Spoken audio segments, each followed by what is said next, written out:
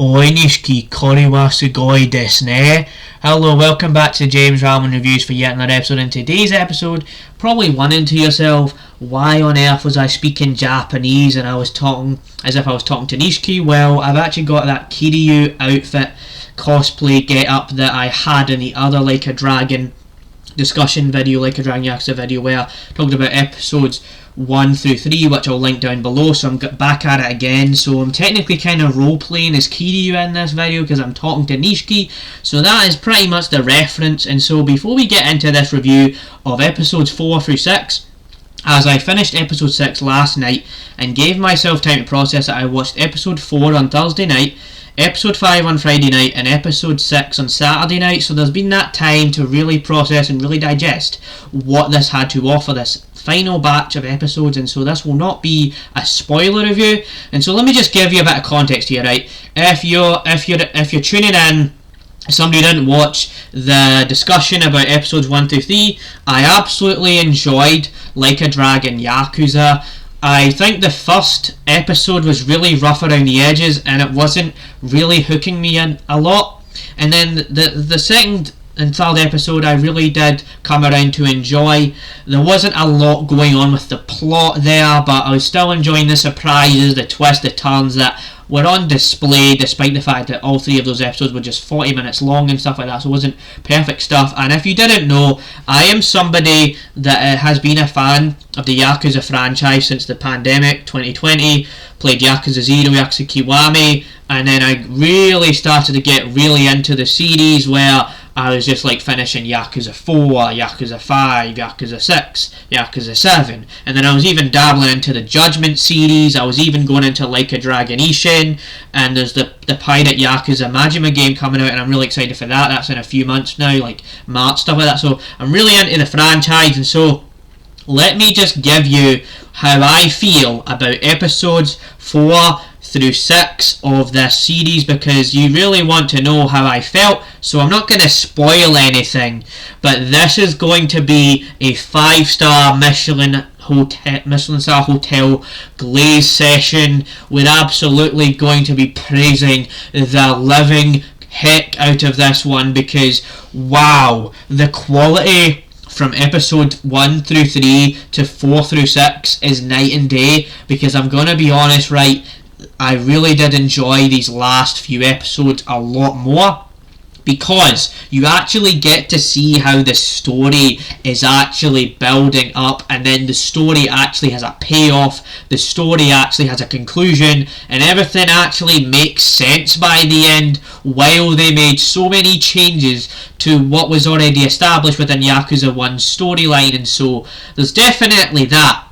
So I really did enjoy that, how, you know, episode 4, like they have this clear vision now that they know what's going to be happening, that when you get to episode 5 you're like, yeah, okay, keep on going. And then episode 6, there is some really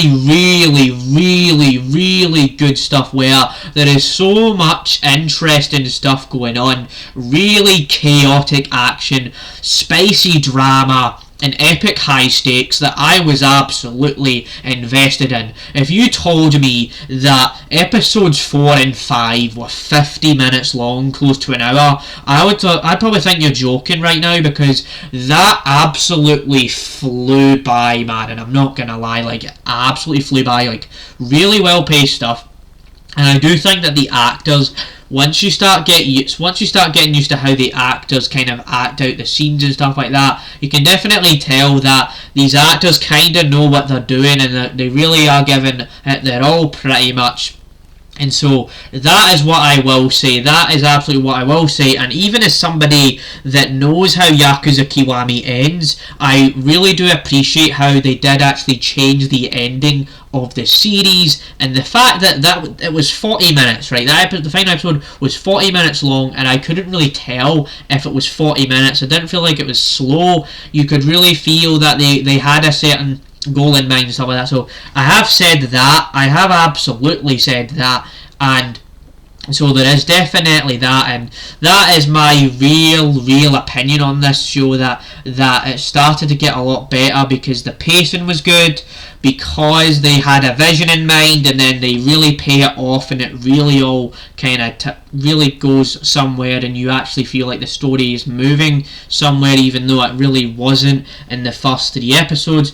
So out of 10, I would absolutely give the final 3 episodes like an 8 out of 10, close to a 9 out of 10. However, I will be honest in saying that if you want the true experience, go back and play Yakuza Kiwami, go back and play the original Yakuza from 2005, and I will say that ending-wise, the Takashi Miike 2007 movie does a lot better of a job to actually encapsulate the true ending of that, game and stuff like that, because in the series, without spoiling it, they do kind of make this thing where Nishiki, he has this certain different way in which he is kind of played out and how he interacts, and they do like that, and they do a lot of different things with Kiryu in the final episode.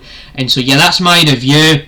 This is my most honest review of the final few episodes and stuff like that, and this might be a hot take, because I know there's quite a few people out there, and I don't think I mentioned this in the last video, but I'm saying it to you, IGN, giving this series a 4 out of 10. Are you kidding me? Like, it's not that bad. This show is peak. These final 3 episodes just became absolute peak for me, and so yeah, I hope you enjoyed this review.